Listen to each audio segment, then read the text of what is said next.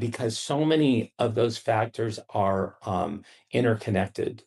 So when you look at a child who is genetically set up not to be able to detoxify these components, Yeah. usually they have genetic defects in two pathways. One's called methylation, and the other one's called sulfation.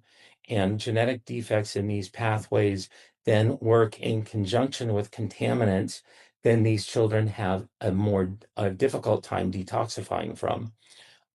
My son, if when we looked at his genetic makeup, he was one in a million. I mean, he had a really, really difficult time detoxifying mercury, aluminum, even other heavy metal contaminants that were in his environment, like arsenic in the water, Mm. antimony that was used in fire retardant pajamas, Wow. uranium that was ubiquitous in our soil where we lived while he was growing up in eastern Washington.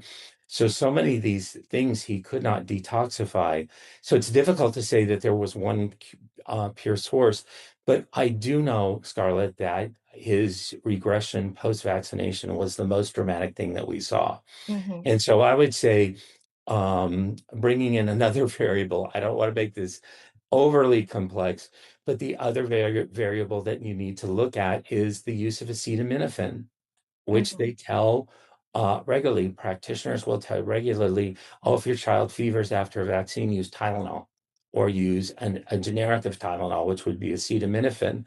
And I think that combination alone probably, along with genetic susceptibility, could probably account for 50% or more of all cases of autism, Hmm. especially regressive autism. Hmm.